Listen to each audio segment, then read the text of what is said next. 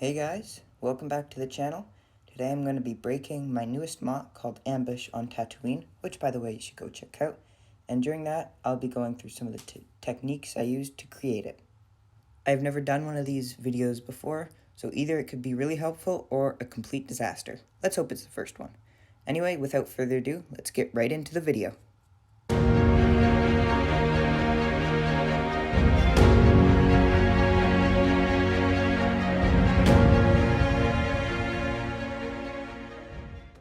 Okay, so first up, a big part of the MOC, and actually this can go for every MOC, is minifigure placement. A lot of people overlook how important this is, but to me it's just as important as making, let's say, the terrain, because it adds life to the MOC and makes it more interesting. I personally like to make little scenes with every minifigure in the MOC and to make it the most realistic possible. I try to imagine myself as one of them, then position them as if I was in their spot. For example, these guys, they have their arms and hands up and their feet slightly forward to indicate that they're talking to each other, because usually when we talk, we are moving our hands and stuff.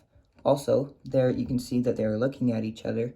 I've done that by positioning their heads to look at each other to indicate that they're acknowledging each other, which can show off the fact that they're talking about this hologram.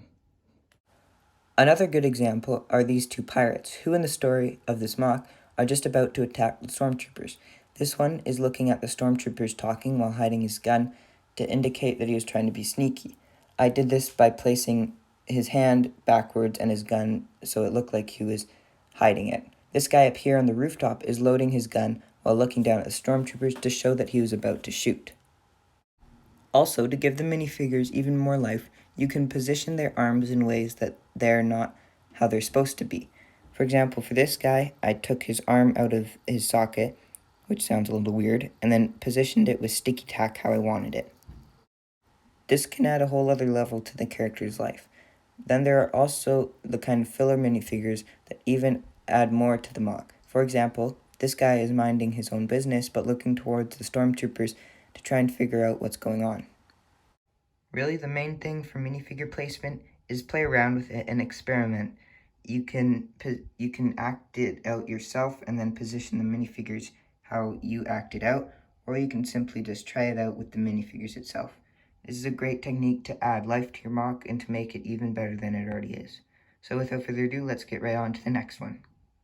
Next up, a big part of the MOC that probably is the feature that catches the eye is this big pile of junk in the middle of the MOC. I think this looks really good because if you look in the movies, the neighborhoods in Tatooine do have scrap piles here and there. I made this by making some bigger structures and surrounding them with strings and other little pieces like crates and grill pieces around the bottom. If you want a full tutorial on how to make one of these junk piles, comment down below and maybe I'll get to that in another video. Another big part of this MOC is all the small side detailing. It gives this MOC some more depth and overall makes the MOC look better. For example, because there are stormtroopers here, and therefore it is the Imperial times, I used this crate from the Imperial Armored Marauder set with the Imperial symbol on it to show that it is indeed Imperial times. Also, there are little junk piles here and there to make it more realistic, because if you had one big junk pile in the middle, there would probably be some other smaller piles around. Also, I added some capes up on the houses to make it seem more like Tatooine, because that's a unique feature of Tatooine. For these smaller ones, I used brown bar and cape pieces and then attached them to the wall.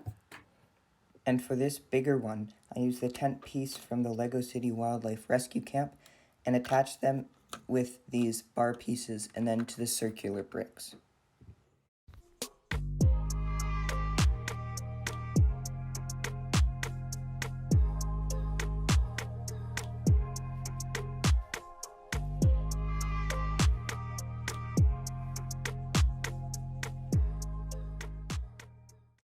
Another important thing to notice is that I used these big weird quarter cylinder pieces from the Harry Potter sets.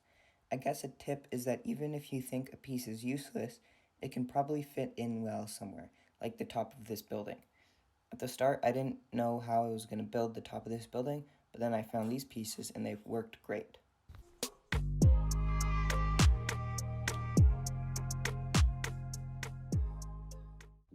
Here's a cool little technique to make the walls much more interesting. I use these grill pieces and then attach them to these 1x2 circular plates with the curved edges, and then to a 1x6 plate. After that, I attached it to a snot brick and then put it behind the build like that, and added a little curved piece to the top.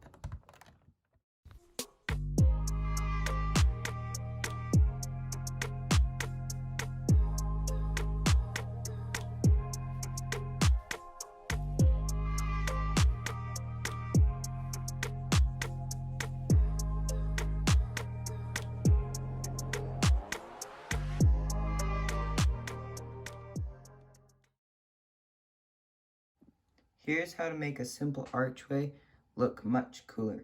Grab any one of these archway pieces, then slap some 1x2 or 1x1 plates on the bottom.